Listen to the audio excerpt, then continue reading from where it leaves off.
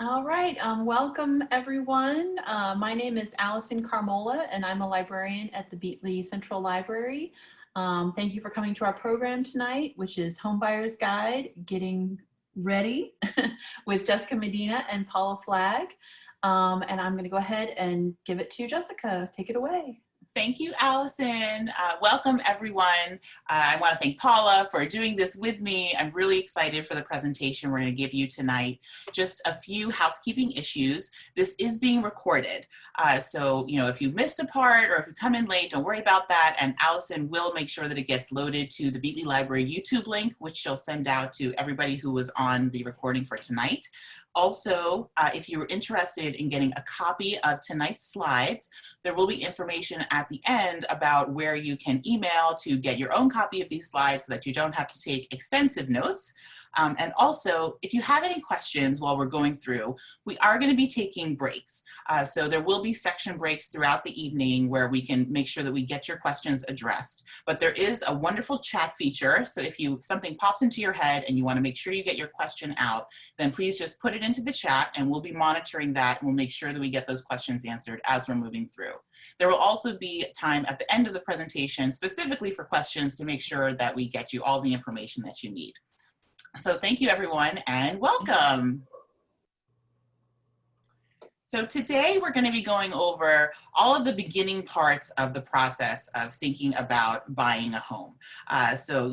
Before you get to the point where you're starting to walk through houses and you're starting to talk to, potential sellers or, other professionals, I want to get you a really good foundation of where you'd like to be financially if you're thinking about purchasing a home. So we're going to talk about what it takes to prepare for that decision, what some of the financial metrics are that you want to pay attention to when you're looking at your own finances, figuring out that age-old question, how much house can I actually afford, and what kind of steps you can take to figure that out for you and your family. And then we'll also have some resources available that can help you get started on this road. And of course, as I said, we'll have time at the end for questions in addition to anything you pop in the chat while we're here right now. So just a little bit about me. Hello, I'm Jessica Medina. I'm a licensed attorney, but I really am a financial counselor and coach. That is the dream job that I have finally been able to switch my career to. But I did practice law here in the DC metro area for over 15 years. I was at a large firm here in DC, and then I went to the Securities and Exchange Commission, and that kind of exposed me to the financial industry in a way that I hadn't been before. And I found financial counseling, and I'm on my way to becoming an accredited financial counselor. I am almost done with my certification requirements, and these presentations make it really easy for me to satisfy all of those hours. So thank you. I'm also a mom to twin teenagers, which is really only relevant because it makes me balance all of my budget constantly. And also, for the purposes of this presentation, I am a homeowner, so I'll be talking a little bit about what my own personal experience was. But of course, I'm a lawyer, right? So I have lots of disclaimers. I do not give investment or legal advice. So we're just going to be talking about finances today. And let Paula introduce herself. Well, hi, everybody. My name is Paula Flagg. I'm a real estate agent licensed in Virginia, DC, and Maryland. I've been doing real estate for about 8 years.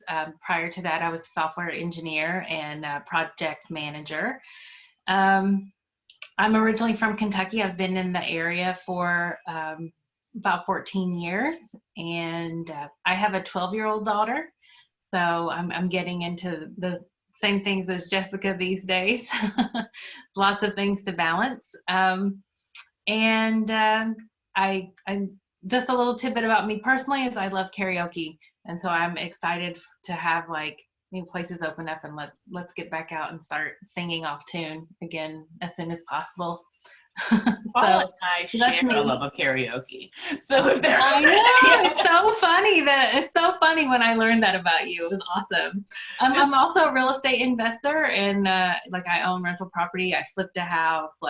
I've dabbled in all of that as well personally, so I can give a really great breadth of knowledge. But if we want to sing the presentation the rest of the way, Jessica, I'm all for it. So my type of karaoke involves costumes and props, and I'm just not prepared this evening. I have my financial counselor outfit on.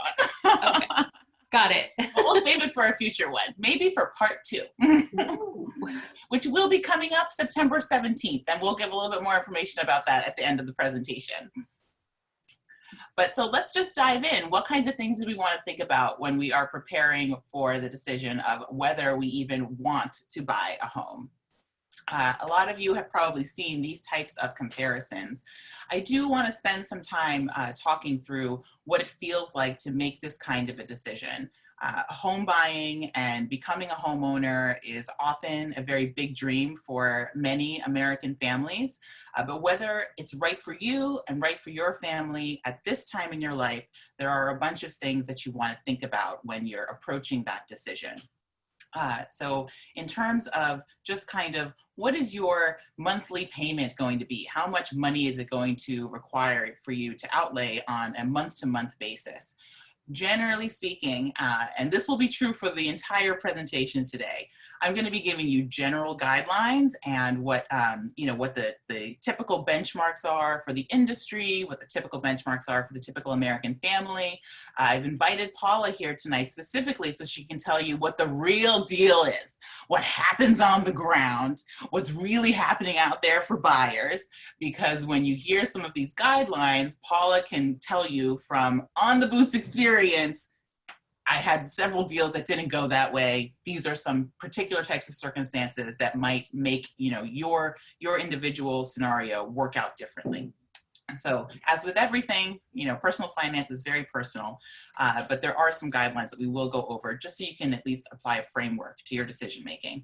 So generally speaking, you will often find that if you are renting a place, you will probably have a lower, monthly outlay of cash in terms of what your monthly payment is versus if you are taking on a mortgage for a home. Oftentimes you may also end up, buying a home that is larger than something that you could find to rent.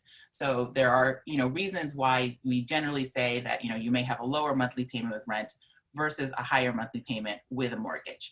But I want to give Paula a chance to chime in on what her experience has been with some buyers that she's seen, especially, in these times with the interest rates and all of the other things that we have going on right now.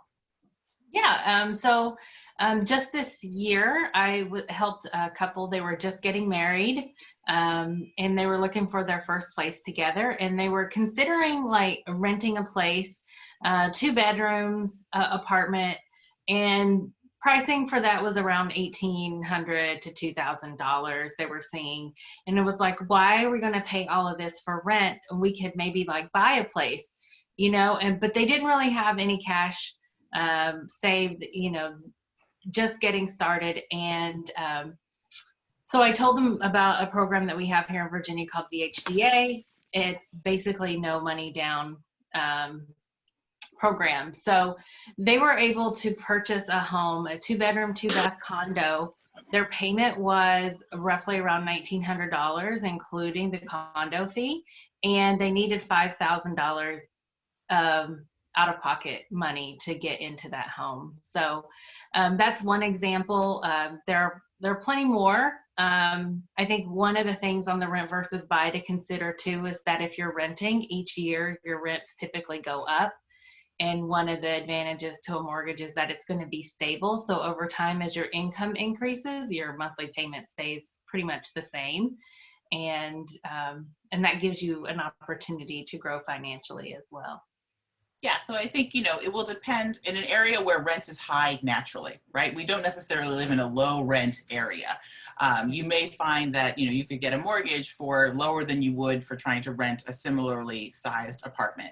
But generally speaking, one of the things, one of the mantras is when you're renting a place, the max that you're going to pay for housing, right, is your rent or whatever other additional utilities might be included.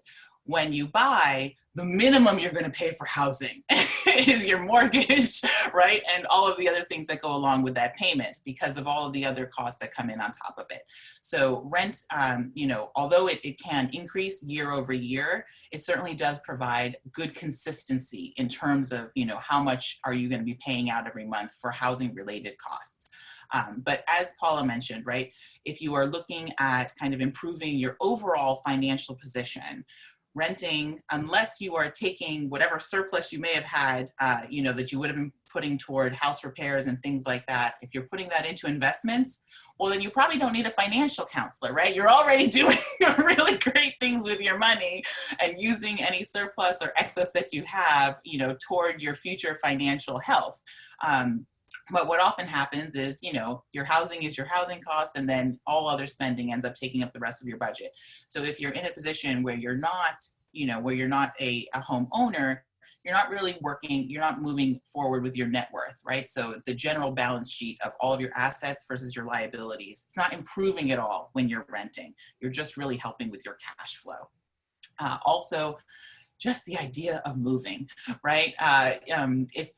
This is a very transient community in terms of the DC metro area, maybe not right now because no one's going anywhere, but generally speaking, it's very rare to find people who, were born here and have lived their entire lives here. There may be some on this call. I always run into one or two, but they're very few and far between. So if you, are looking to maybe move, you or your family, or you want to be flexible with your career options, then locking yourself into a mortgage that might be expensive to get out of, then those are some of the risks that you want to take into consideration.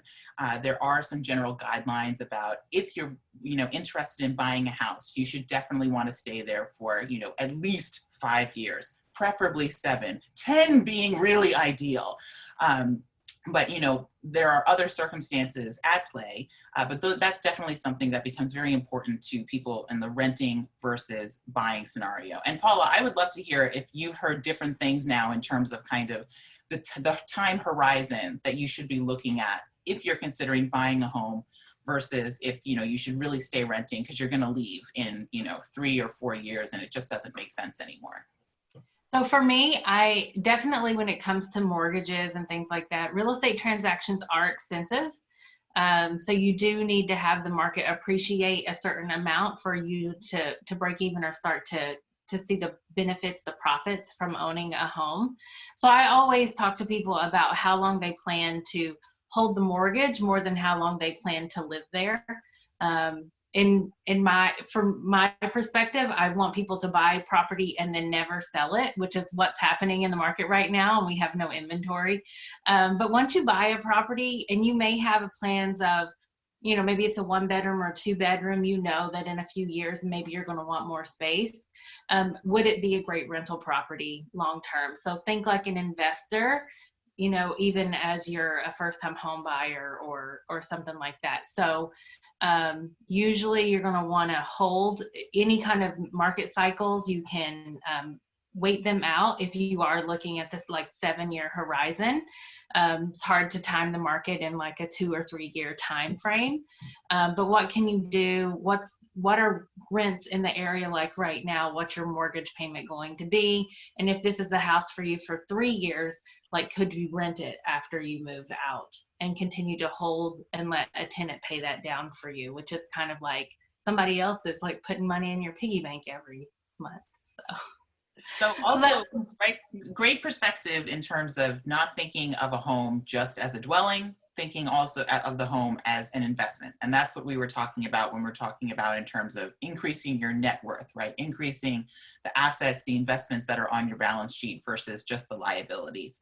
And homes really do give you, some flexibility in that. So letting you invest in something that isn't just the stock market, that isn't just your retirement account. We don't have time to go through all of the aspects of real estate investing, but of course we're going to rope Paula into that for a future training to walk us through how to think like an investor. But other things that we want to think about, of course, the different associated costs that just go along with home ownership. Like I was saying before, when you're renting, the max that you're going to have to pay for housing really is your rental payment and any associated utilities. But when you're a homeowner, the minimum is going to be your mortgage payment and your taxes and your insurance, because there's all of the other costs that go along with being a homeowner. You are now responsible for everything that breaks. There is no super to call. There is no landlord to call, right? When the water heater breaks, when the roof caves in, when the landscaping needs to be done, all of those things are costs that have just become associated with being a homeowner. And we'll talk about strategies that you can put into place to make sure that you're prepared for that kind of stuff. But it's just something else to think about in terms of, another burden that you want to be prepared for as part of home ownership. Other things related to, how much space are you going to be able to get? I remember when I was looking at apartments with 2 children who were growing exponentially, the idea of trying to squeeze us all into an apartment, 1 level, that meant that there was just absolutely no way to get away from the noise. Those kinds of things, it made home ownership much more appealing. It would be a space where, I could fix it however I wanted. We could, open things up. We could close things off, which sometimes is even more important with children. Making the space your own. Of course, that's what you're going to get with home ownership, and how much you can do to really accommodate a space to you and your family when you're renting is always going to be very limited. And then the last thing that we are going to go through a little bit more today, a little bit later, is just talking about how much cash are you actually going to need upfront, right? Often when you're renting, you do actually still need to have cash, right? You still need first month's rent, security deposit. It's not, it's not a cashless transaction to move, even if you're renting. That being said, it's usually not the size of a down payment. It's usually not making sure that you have, an emergency fund prepared for home repairs ready to go, or for renovations, at the time that you're moving in. So we often say in the financial counseling arena that renting on balance costs less, on a over the course of the year total, depending on what your monthly payments are. But from a month-to-month basis, you maybe are not sending out as much money every month for your payment, and also, and then over the course of the year, it's a set amount. But when you buy a home, you actually end up recouping a lot of the money that you outlay, hopefully in some sort of a tax refund, right? That's where you might be able to save some money in the long run. So you have to be able to put the cash out for the mortgage payments and for the repairs and whatever else is going on a month-to-month basis. But at the end of the day, over the course of the year, you actually may end up sending out less cash because you'll get more back in terms of other types of incentives. As I said, I don't give investment advice, I don't give legal advice, and I can't give tax advice, but as a homeowner, I can tell you the mortgage interest deduction is a real thing. It is very powerful. And even with changes in the tax laws, it can still be very powerful. So also something to think about. There are benefits to homeownership, and I'm sure that's why many of you are here with us today. Paula, was there anything else that you wanted to talk about in terms of, the renting versus buy, or maybe concerns that potential buyers have brought to you about making that jump? Yeah, sure. I mean, I think one of the biggest things you touched on that renters who are buying their first home are concerned about is maintenance. There are home warranty companies where you can purchase a 1-year home warranty. It's usually in like the $600 range.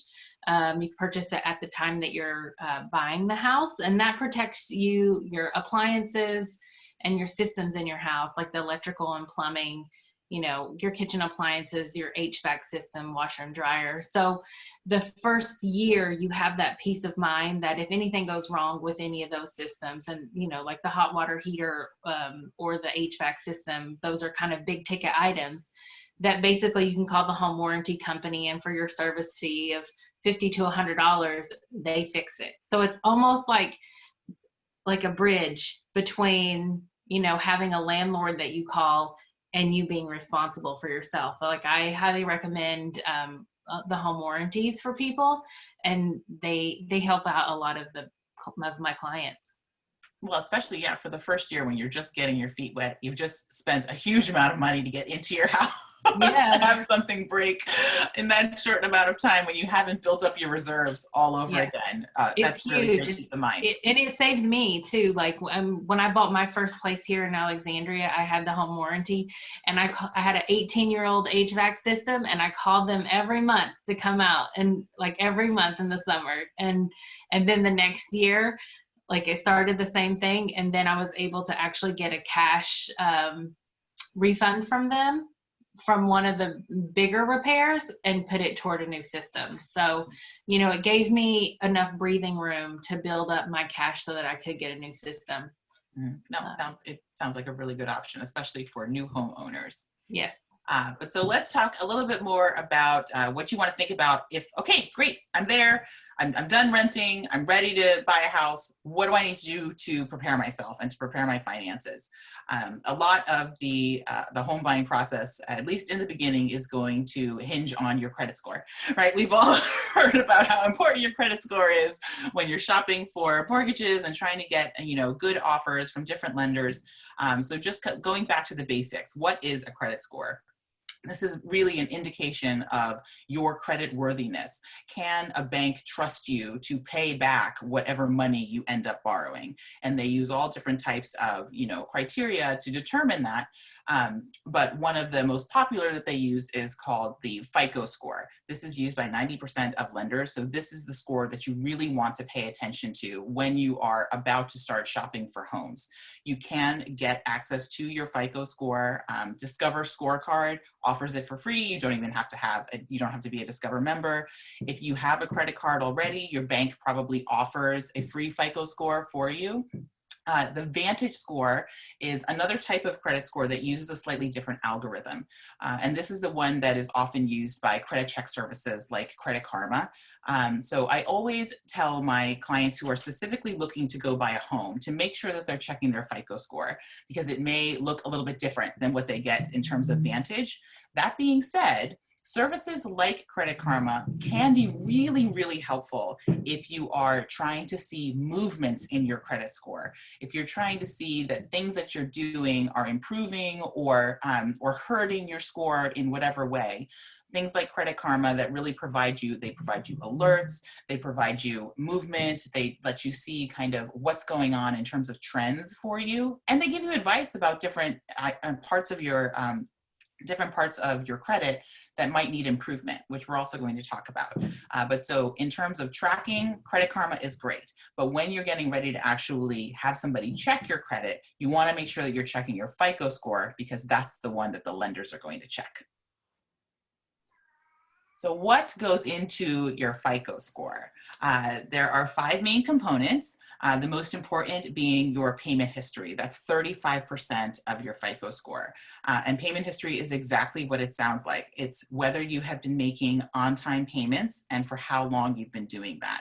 Unfortunately, there's very little that you can do to change payment history. This isn't something that you can go back and correct. It's something that has to build up over time.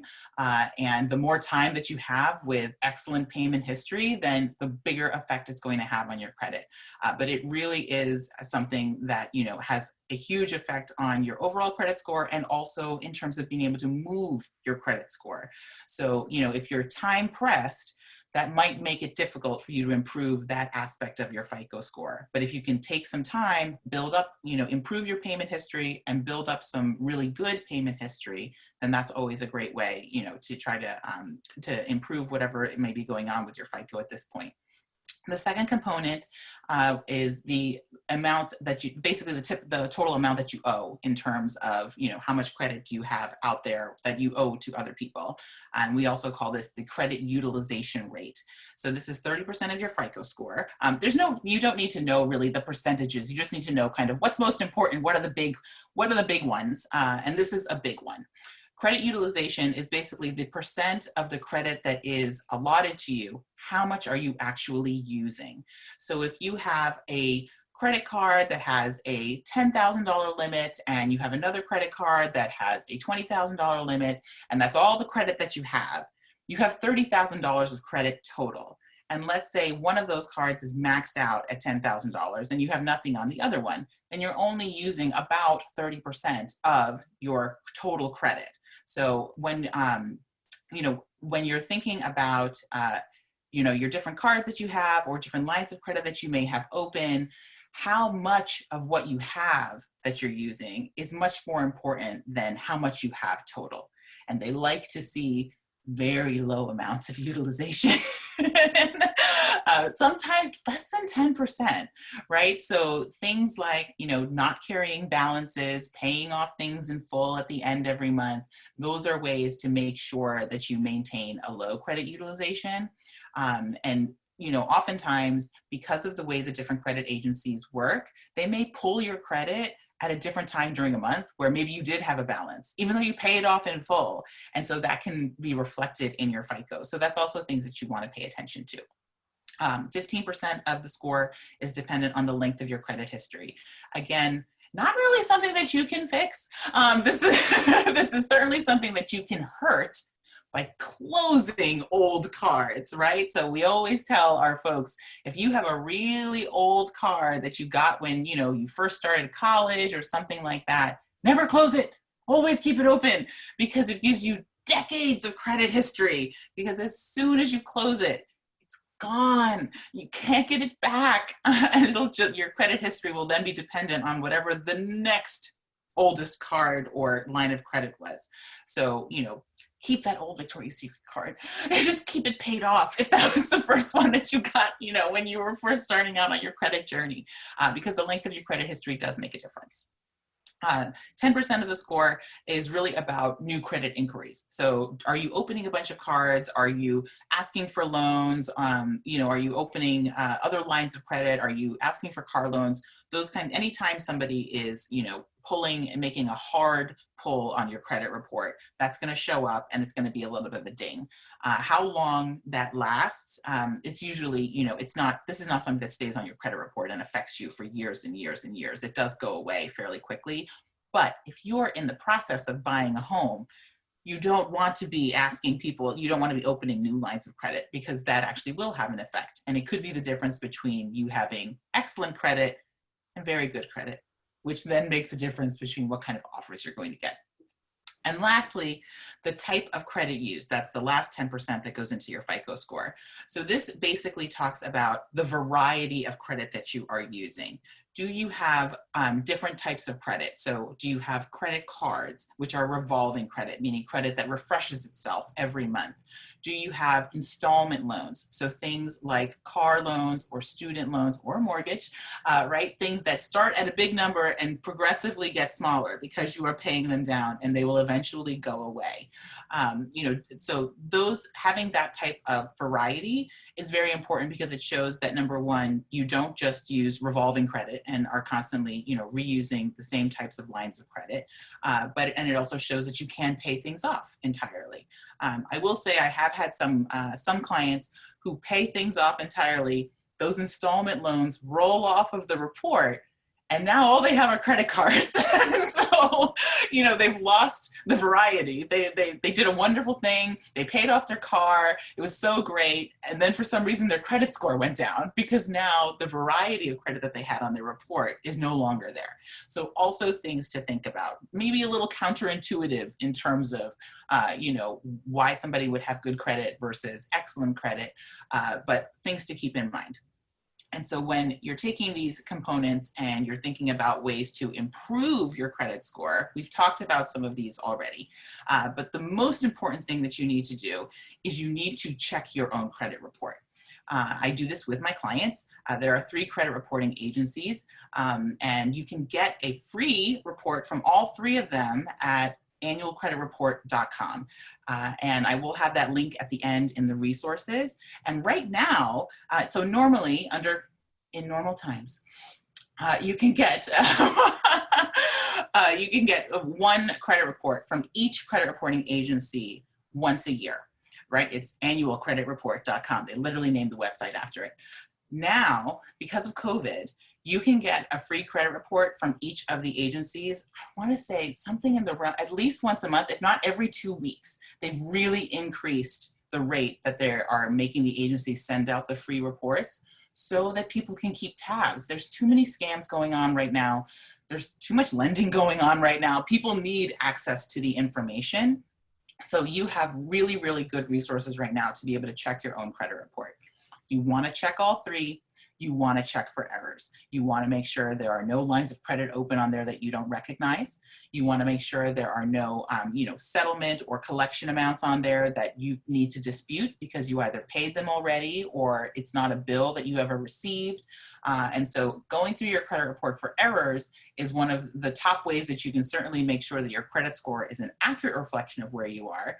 But you also may be able to dispute things that some collection agency cannot substantiate with their own record keeping. So I always have my clients go through their credit report, number one, for their own education, but also to make sure that there isn't anything weird going on, right? This is also going to give you a chance to make sure that you're not being scammed and somebody's using your identity somewhere, and opening lines of credit for you. Other ways to improve your credit score: pay off collection debts. There are a number of resources out there to help you maneuver that. The CFPB, the Consumer Financial Protection Bureau, has template letters that you can send to collection agencies to dispute the debts, to the credit reporting agencies to dispute the line item on your credit report. So I absolutely suggest that you check out those resources. Also, we talked about credit utilization. So paying down those credit card balances are going to have a big effect in terms of raising up your credit score. So if you're thinking about applying for a home, this is a really important thing that you might want to think about. A kind of backdoor trick that you can use to improve your credit is to add yourself as an authorized user on a card that has an excellent payment history and a good credit limit. So let's say you have a relative, maybe you have a parent who has obviously a very much longer credit history and has had a credit card for decades. They have excellent payment history on it. They're not using a high balance. If they add you as an authorized user, if that credit card company reports you as an authorized user to the credit reporting bureaus, you get the benefit of that credit card on your report. So it can really make a big difference.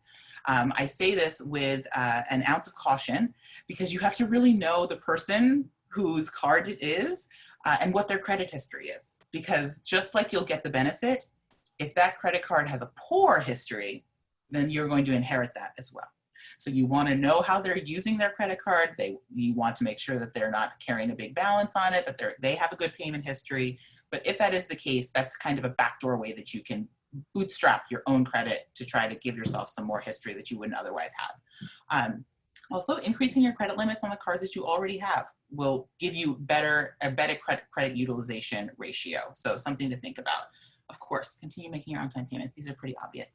But we also talked about diversifying the types of credit that you have. So if you are somebody who only has credit cards and you've never had a car loan, you have no student loans, really, God bless you. I'm still working on it.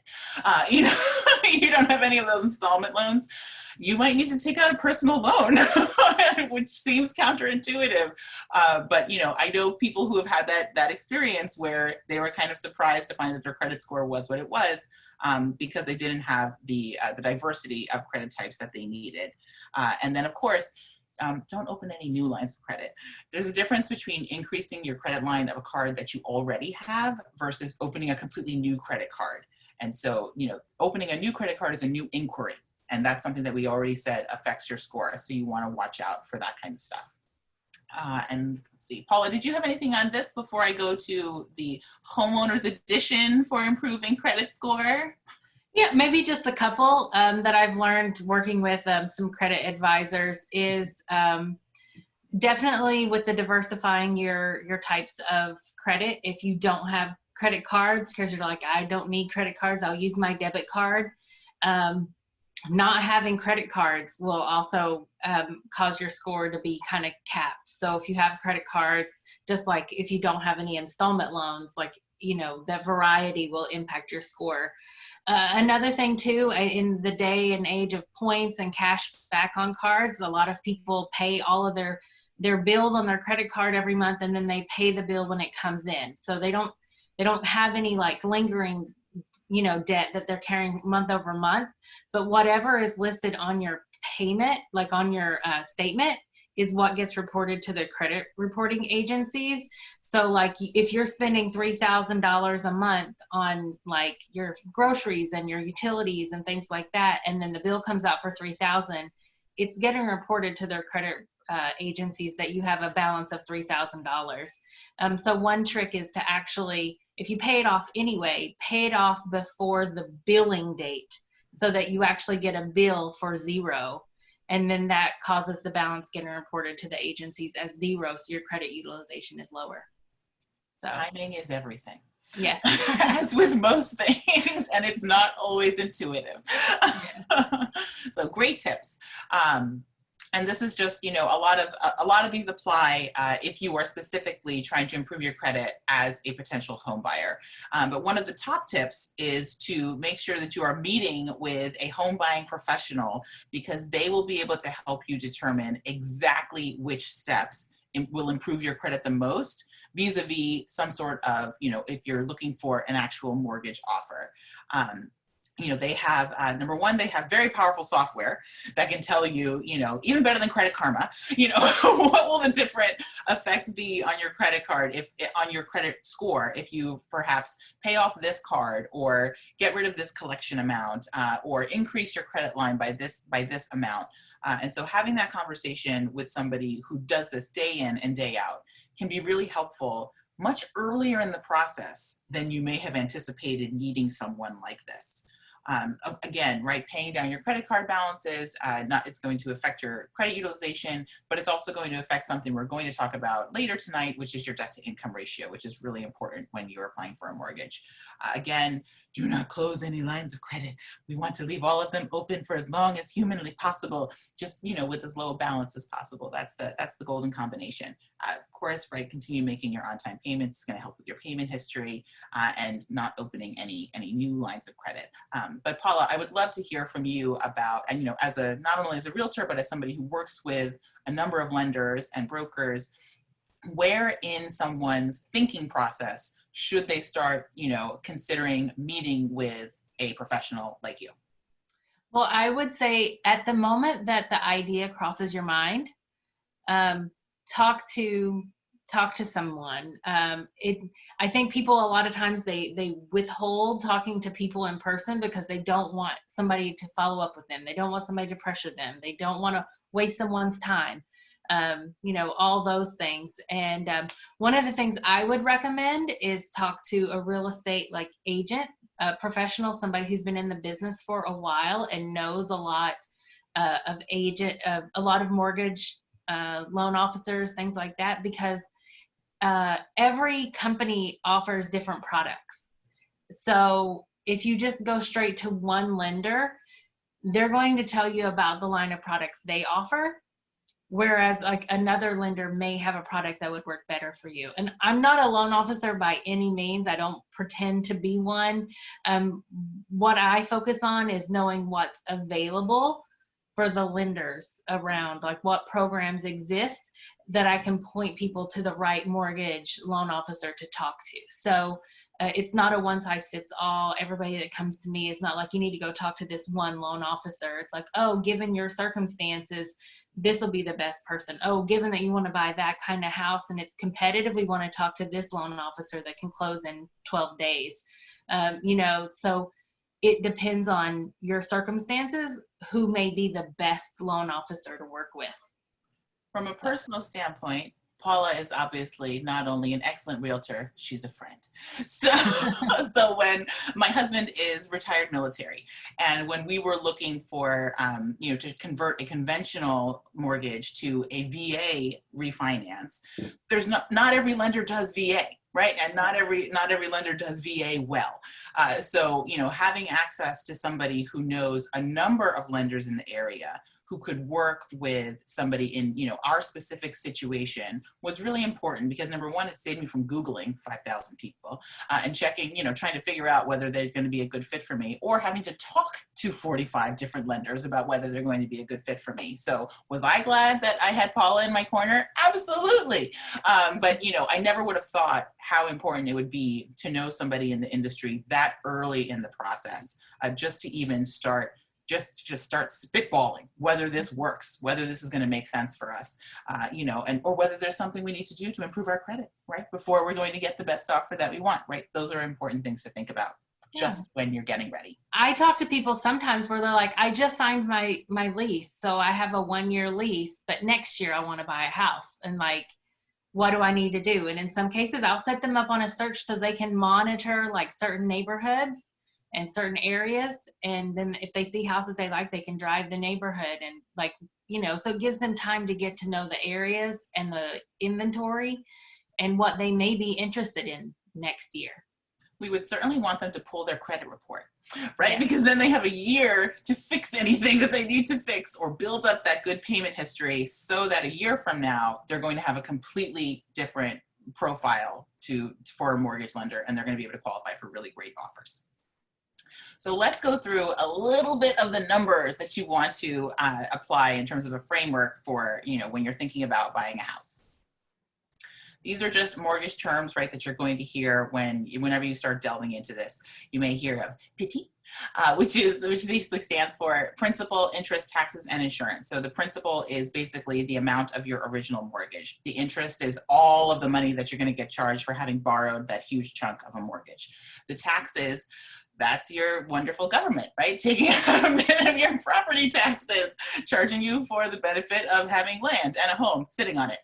And it really does vary. I have, friends in New York and California, and I hear what their property taxes are, and it's more than my mortgage, and absolutely atrocious. Here in Virginia, it doesn't feel that bad, but Maryland, could be different. DC, I have absolutely no idea, but really thinks that's what's why it's so important, to remember that you're taking all of these housing numbers into account. And then insurance, everybody has to have homeowners insurance. So that'll be tacked on in terms of, a lot of lenders will handle that for you in terms of, it'll be part of your monthly payment that you have to make. It'll go into escrow, they'll pay the insurance company, and it will all be handled all on the up and up. So you don't have to really worry about it. The only reason why you worry about it is because it's an additional charge that will be coming out of your checking account every month. This is separate from the mortgage payment. So when you're going through some of those calculators and they're spitting out a mortgage payment for you, all it's spitting out is the principal and the interest. If you haven't put in something for taxes and insurance, it doesn't include the whole payment that you'll be making every month. So you just want to have those terms in mind when you're thinking about, well, how much can I really afford? So PITI is really what you want to pay attention to. And now getting to some of the ratios that lenders look at when they're trying to figure out, how much house can you afford? There's the front end ratio. This is kind of the shorthand when you really want to figure out, kind of quickly, how much can you really afford in terms of a monthly payment. So this is for the housing costs only, so for your PITI payment, and it looks at the percent of your income that just goes to housing. If any of the attendees tonight went to my balanced budget training, you know that we like to have 50% of our money going towards needs, 30% going toward wants, 20% going towards shoulds. This is just housing, right? So this is within the 50%. This is a subset of that. And the guideline is 29% max. Lenders don't want to see more than 29% of your gross income per month going just towards straight housing costs. So how do you figure that out? You take your gross salary, you multiply it times 0.29, and that's your max PITI payment. So if you do your gross monthly salary, that's what your max PITI payment is going to be per month. And if you did it on an annual basis, then that's how you would apply that. The back end ratio is what you are probably more familiar with, which is also called the debt to income ratio. Some people call it the DTI. So this looks at the percent of your income that's going toward all of your debt payments, not just your mortgage and your taxes and your insurance. And the guideline for the back end ratio is 36% max. So the same formula basically, right? You want to take your gross salary, multiply it times 0.36. That's going to tell you the max for all of your debt payments. So if you have a car note, if you have student loans, if you have child support, all of those kinds of debt obligations go into the back end ratio. And that's what mortgage lenders are going to be looking at when they're going through all of your paperwork and trying to figure out, okay, so what do you have to pay people on a month-to-month basis? How much of your income is really not yours to decide where it goes? These are, contractual obligations that you have. that's what they use for the back end ratio. And that's why it's higher than they use for just the housing, the straight housing. But I know that Paula has some additional, these are benchmarks, right? This is industry standard. I'm a financial counselor. This is ideal. This is where I would love for you to be. Paula, tell us what it's like in the real world. Well, I do think that it's important that you always arrive at a place where you feel comfortable. Most of the time, what I see people get approved for from a lender, they're like, there's no way, like, that's not a payment I'm ready to take on myself. So I think these fall in lines with most people's comfort levels. But usually, if you're going through something like Fannie Mae type loan product, which a lot of the lenders are actually providing loans that are going to be sold to Fannie Mae in the aftermarket, you're able to go up a lot of times to like 36% on the front end and up to 50% on the back end. So I think that it really, you have to have pretty good credit. You have to have good income history. You have to have all those things. And if you look like a low risk, then you're able to get up to those higher ratios. And really the only time I ever see people who really go up that high, it's they're planning to have roommates in the house. They're planning to, it's a couple buying the house, but only one person is on the loan because the other person has bad credit, but they're buying the house together, so certain scenarios that make sense for them to really push the limit. But in general, most people are purchasing homes that are slightly below like what the lender is actually approving them for because their comfort level, and they used to want to take trips to Europe. Now, like now that money has like freed up, they're like, you know what, we can just like put it all into our house now. Like we're not going anywhere for a while. So keynotes, right? You want to pick something. Number one, it's going to be, you will be cabined a bit by what you can be approved for, but you also want to make sure that you're comfortable with those numbers. And the reason why these guidelines are set up this way is because this is just your housing cost, right? It doesn't take into account food, gas, whatever other transportation costs you may have, clothing, living, fun. None of that is included, in this scenario. So if you can, and circumstances are different. If you don't spend any money on those things, you want to put it all into housing, then you might be able to go a little bit higher. If you have a lot of obligations on those other areas, then this might not even be comfortable for you. So that's why working with a professional and figuring out where your numbers are can be helpful. But these are some benchmarks. Paula has given you some, some additional information in terms of other benchmarks you can think about, and it's all going to be down to your numbers. But so just going back to kind of figuring out where you stand, figuring out you want to start with your gross monthly income. That's going to give you basically your monthly payment, for the max that you want to look at. But include all of your income, right? It's not just whatever you may get from, your main job if you have side gigs or if you receive child support or other types of, if you have a pension, anything like that, that all comes in as income. And then you can figure out your front end ratio using the 0.29. You can figure out your back end ratio. Make sure you put in all of your debt payments, including, kind of the minimum payments that you have for outstanding credit cards or other loans. All of that needs to get put in for the 0.36 ratio. But then you're going to know exactly where you should be in terms of what your max PD payment would be, so you can start your shopping. So back to how much house can you afford, right? This is like the what is it, the $64,000 question? What was it before?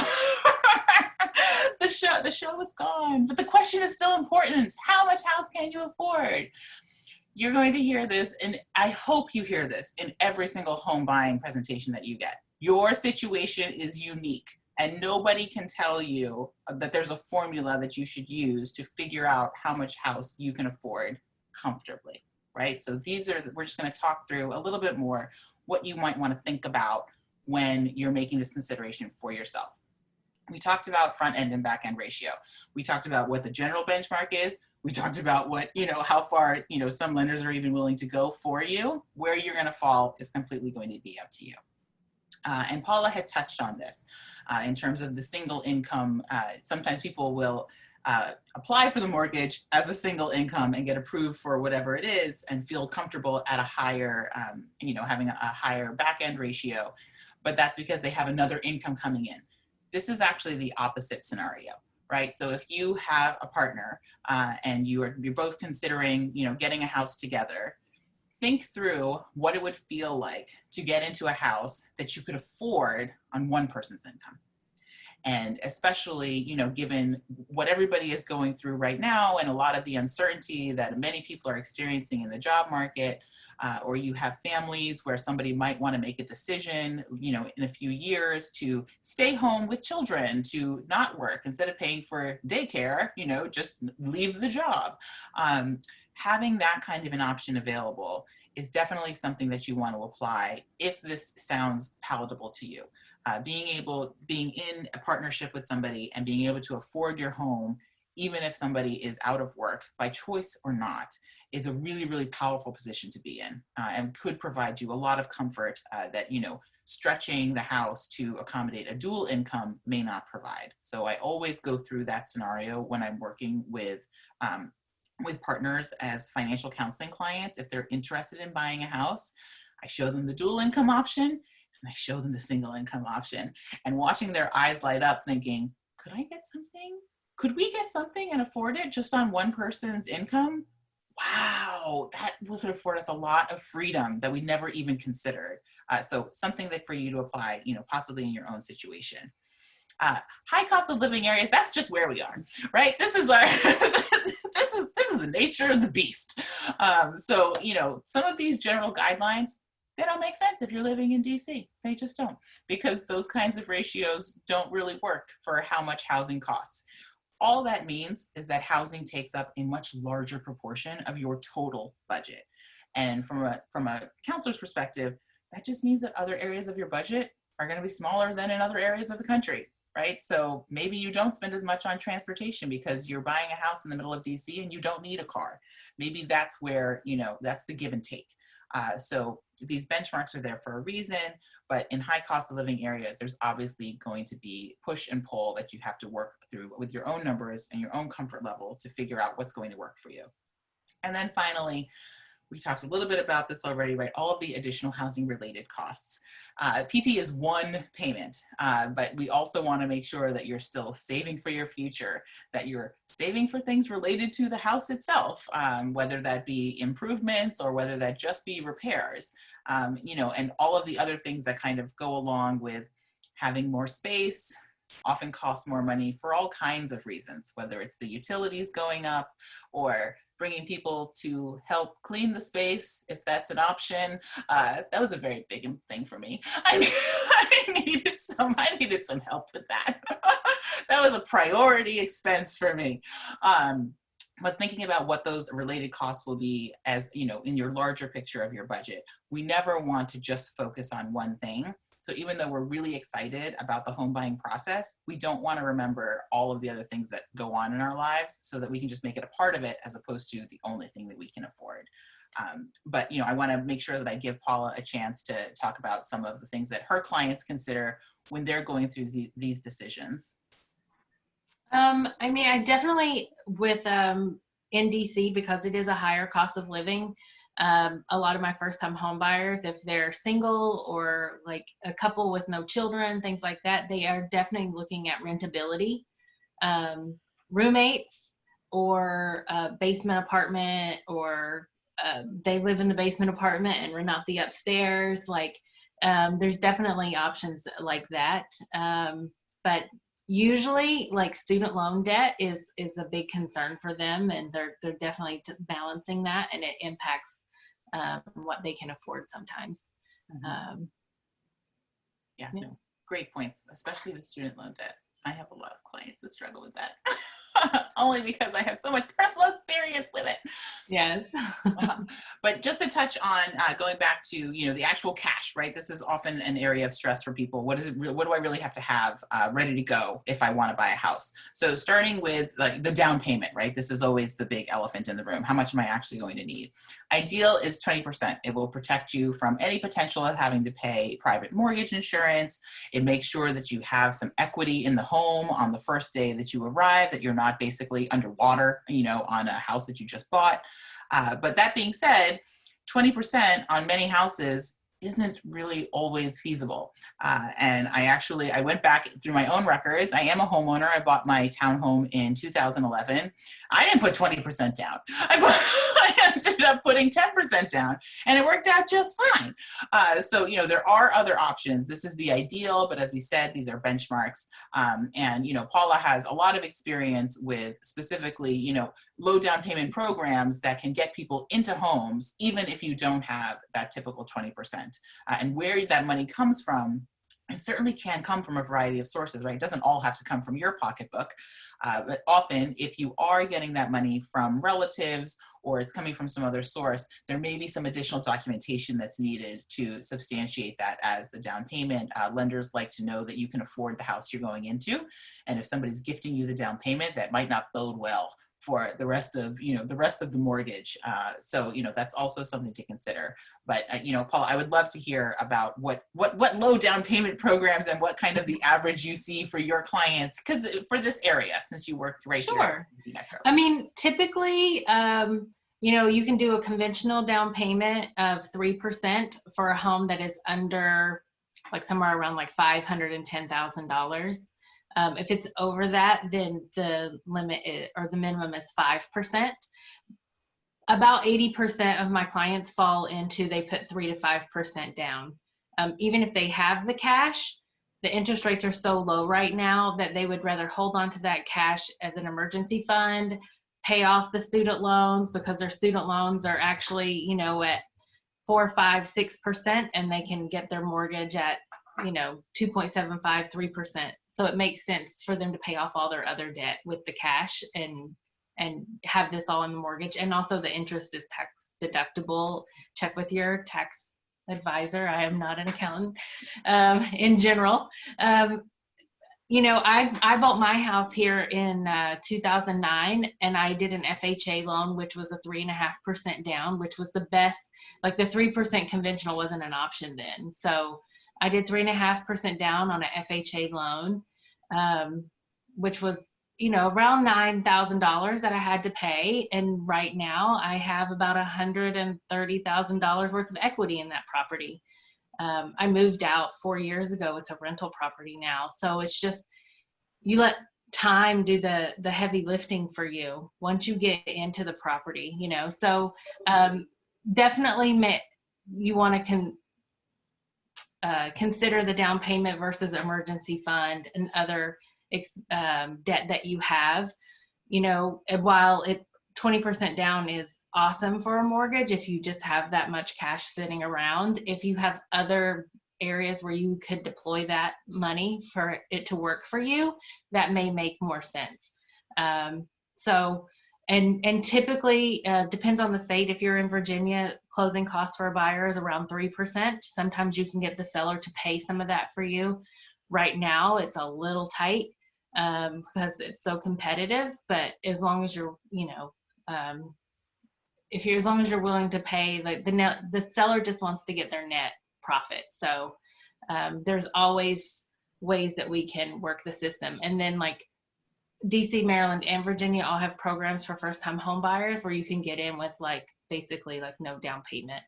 So you would just be looking at the closing costs. When we do part 2 of this presentation, we're going to be walking through all of the nitty gritty of what it takes to actually, you know, compare your offers and to go through the closing of the transaction and what all those fees are and why they're there and how you can get somebody else to pay for them. Because, right, this is still a transaction. Pretty much everything is negotiable, except the attorney's fees. For some reason, the attorneys always make it so that those fees always get paid. But, you know, but really, you know, there is a lot of leeway. And so although there are guidelines and there are benchmarks, as Paula has made clear throughout the evening tonight, there are a lot of different ways that you can work a transaction, especially if you have a really good professional working with you.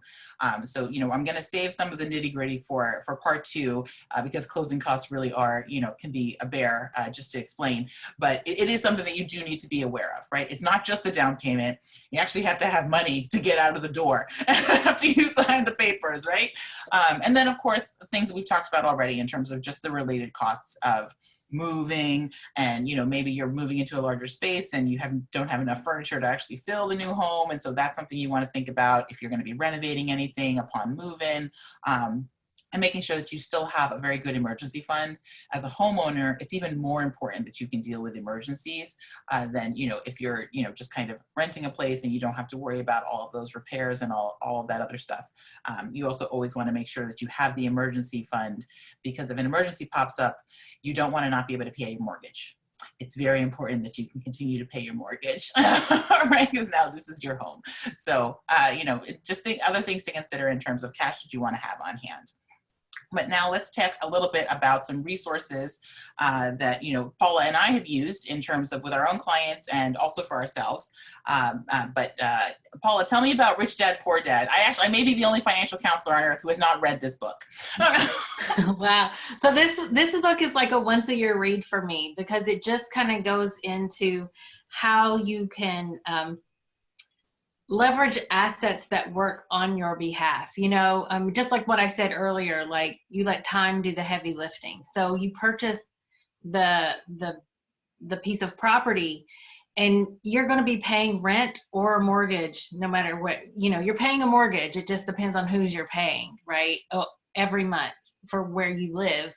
And if you own a home, then basically you're just letting time, like every month you're chipping away at the balance that you owe. You're giving the market time to rise. You're taking advantage of tax benefits that are available for mortgage interest, like all of that. And just over time, like without you having to use any of your earned money, like it's appreciated X amount of dollars, so it's really interesting. Rich Dad, yeah, Rich Dad Poor Dad goes into investing as well, and letting other people pay the mortgage for you. Like I believe that becoming an investor by buying primary residence every few years is really kind of like a path that a lot of people should consider, because when you're buying a primary residence, you get the best interest rate, you get the lowest down payment options, and you're able to secure those properties, and then you just let other people buy them. There's strategies in there for using real estate for college savings for your children too. Like buy a property for each one of the children that you have with 15-year mortgages. They're paid off, but before they go to college, somebody else paid for your children's college education, not you. So we don't have time to get into real estate investing. Sorry, I'm so excited. However, it's a popular book. Many people enjoy it, and in terms of another resource, absolutely wonderful in terms of kind of having a nice variety. Nerdwallet.com is great for calculators, or if you have questions about they would have a lot of the information from this presentation right on there about how to think about how much house you can afford. As I noted earlier, annualcreditreport.com, that's where you can download your credit reports from all of the different agencies. You can get them pretty much every couple of weeks now for free. So, if you haven't done it lately, go ahead and pull it, especially if you're considering buying a home. Credit Karma is great for tracking your credit score. Discover Scorecard is great for pulling your FICO score. And as I mentioned, the CFPB has templates on if you need to dispute anything that's in your credit report. So they have kind of template letters that you can send to the credit reporting agencies and to any collection agencies that might be, trying to collect on a debt that really isn't yours. But I want to let Paula talk about the one-on-one help that is being offered special for all of you who have come to the presentation. Yes, so I'm happy to have like a 1-hour consultation with anybody. Just answer any of your personal questions, because just like Jessica said, it's personal finance for a reason. Everybody's situation is unique. And after that consultation, be able to point you in the direction for other people that you may want to have conversations with. Anybody who is here tonight, if you decide that you want to move forward and work with me in some capacity, I am offering also a free home warranty. So that gives you that peace of mind for the 1 year after a purchase, that you're, not going to have any of those major expenses that you have to deal with. And in terms of talking to professionals and experts, even if you don't end up talking to Paula specifically, right? As soon as you begin thinking that you want to become a homeowner, talking to a real estate agent, talking to a mortgage lender to get a sense of what the path is going to look like for you could give you information that could save you a lot of time and heartache over the long run. So definitely use the resources. That's why Beatley Library puts these together for you, so you have access to experts. You can see what it's like to work with a financial counselor. You can see what it's like to work with a real estate agent who knows everyone in the business and can connect you with the right people if this is something that you're really serious about. But I want to make sure that we do open it up for questions. I wasn't sure if anyone had popped anything into the chat. I have a tendency to just talk for the entire hour whenever I give these. So there is one question, Jessica. Does having a long-term bank account, like a checking or savings account, also contribute to a credit score? No. It needs to be a line of credit. So banking and savings account basically are just money that you've put in there that you have access to. Credit is actually using somebody else's money. So it's only those types of accounts that will build up your credit report. This is actually a conversation we have in financial counseling circles all the time about whether to give college-age kids credit cards or debit cards. Debit cards, are great for responsibility and keeping you on track in terms of spending, because it's impossible to overspend with a debit card. However, credit cards are the only things that will actually start building up your credit for your credit report. So that's what you want to pay attention to, and hopefully that's what all that you will see when you pull your credit report. Those are the only accounts that you'll have on there. Any other questions that came up? Sorry, did somebody say something? Oh, no, that was me. Oh, okay. So is it a good idea for a person who is over 60 years old to buy a home? Oh, Paula, I'm going to let you take that. Do you have many clients over 60? I do. So, and again, I will say it depends on the situation, like the stability of your income, health situations. Like I would recommend that you have plans in place, like estate planning, like what happens to the home, like if you need to go into an assisted living facility, or, what I'm saying, like just making sure that you have all the plans in place to make sure that you're preparing for the home as needed. One of the things I would consider is making sure that the home is something you could modify if you needed to. A lot of things we hear in the industry is age in place, right? So is there a bedroom on the main level? Is there a full bathroom on the main level? Because you may not want to climb 3 flights of stairs in one of the tiny, narrow, tall townhomes that we have in this area. So I think it makes sense depending on the type of property. So condos are really awesome with elevators and wide doors, or single level homes. So yeah, it's always worth thinking about. And then, like, what would happen if you needed to move out? Would you rent it? Would a family member want to buy it? Would you sell it? And would it make sense?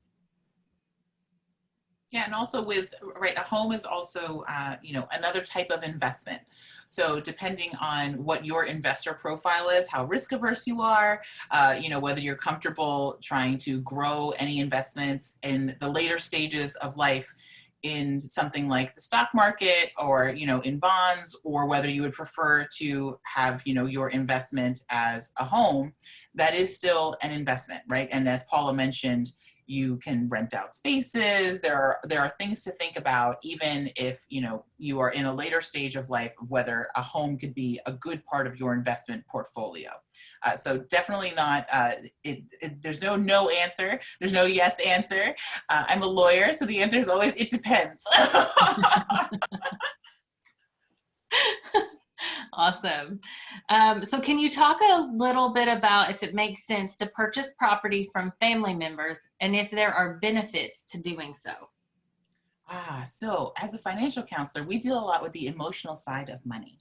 And I think whenever you're mixing family and money, those are things that you want to be careful about. I can tell you from my former life as a lawyer, all the documents better be in place. You don't, especially with something like real estate, you don't want there to be any confusion about what the transfer of ownership was, who owns it at the end of the day, what that ownership looks like. So is buying from family a bad idea? No, it's like buying from anyone else with the additional emotional aspects and with the need for the same level of documentation that you would have otherwise. But you know, these kinds of transactions happen between family members all the time, right? Parents, you know, loan their children cars and they, you know, have them pay it off over time, or you know, or homes that, you know, the children move into their childhood home. So those kinds of things do happen, but you want to make sure that you're addressing all the emotional aspects for all of the parties involved in the transaction, and you're documenting everything very well, because just because it's family doesn't mean you're going to end up in court. And I would add to that, it always is nice still to bring a professional in to help facilitate the transaction, even if it is some like set fee, to make sure that the paperwork is done correctly, that everybody understands, like, you know, there are closing costs on the buy side, there's closing costs on the seller side, and who's going to pay that. One of the things that I would also make sure that people are taking like a little bit of care about is the condition of the property. I would still, as a buyer, get a home inspection so you know everything about the home, because if you close on the house and now it's yours, and then 2 weeks later you realize that something is like there's mold growing in that room, and he knew that before he sold me that house. If it's an arm's length transaction, there's really kind of nothing there. But if it's like your uncle, it's like, how could my uncle do this to me? And then it like tears the whole family apart as you're fighting about like who's going to fix the mold. So just, I would recommend going through all the steps in the process. And that way everybody can feel like they're, you know, they had their due diligence and nobody was taken advantage of. And then there was a question about if the slides would be shared, and there is a message in the chat. So if you guys would like the slides, you can email, and that will be sent out to you. Is that the ref lib? Yes. Oh, excellent. Okay, I was going to make that announcement at the end. Yeah. Go ahead. You go. All right. Well, if those are all the questions, we would love to stay connected with you. You can reach me by email. I'm on Instagram at Jessica Medina LLC. I'm also on Facebook at the same handle. But you can check out my website, jessicamedinallc.com, and that's where you can sign up for my weekly newsletter. I send out a personal finance newsletter with tips and strategies, and also updates on all of these trainings, so that you'll always have the registration links, including the link that will come for part 2 of this home buyer's guide, which will be happening September 17th. So mark your calendars. Paula and I will be back to talk about the next step in the home buying process, which actually involves buying a home. This was just getting ready. But so you can reach me there. And of course, for the slides, I'll have Allison clarify which email address exactly. We have a slide for that too. Hold on one second. But this is for Paula. This is my contact information. So the direct number, my cell phone, is probably the best way to reach me. 202-431-7210. You can call or text. Email, it's paula@paulaflag.com. You know, so just reach out to me. You can find me, like, luckily there's like only 3 Paula Flags in the world. So if you Google me, it's pretty easy to find me. Is email the best way to set up the 1-hour consultation with you, or should they just call? Email or text probably would be the best, because then I can look at my calendar to respond. Okay, perfect. Whatever works best for you. All right. And this one is for Allison. Yes. So the library actually reopened last week at limited capacity. So if you want to visit Alexandria Library, you can, but you will want to check the website, because not all locations are open on all days, and we all have shortened hours. We are still offering limited curbside assistance as well. So if you're not comfortable coming in the library, you can still set up a curbside appointment, particularly on Fridays. All libraries are closed on Fridays only for curbside service. So we still want you to be able to get your books and your DVDs and all your good stuff. Our programs are all virtual right now. If you visit alexlibraryva.org/events/virtual, that will bring up all the programs that we're having all across the system. We have a lot of great things going on for kids and for adults. Also, we do still offer lots of digital ebooks and magazines and music and online courses and audiobooks and all kinds of stuff if you visit alexlibraryva.org/digital-collection. And there are also tutorials to walk you through it if you've never used those things before. As we were saying, you can email us to request the slides for tonight's program at reflib@alexlibraryva.org. And we will be posting this recording on the library's YouTube channel. And I'm going to do my best to send out an email to everyone who registered with the link to that once it's posted. So yeah, thanks again for coming tonight. And thank you, Jessica and Paula, for such a great presentation. Again, yes, please do sign up for part 2 on September 17th. We'll have the link to that coming soon. I'll include that in the email I send out as well. And yeah, I think that's all that we have tonight. So. Excellent. Thank you, Allison, for hosting. And thank you, everyone, for joining us. This was really fun. It was great having Paula here. I love getting the insider tips on what's happening in the market now as a homeowner myself. Thank you guys so much for coming, and thank you for inviting me to join you, Jessica. Thank you, Allison, for hosting. It's awesome. I love this. All right. Good night, everyone.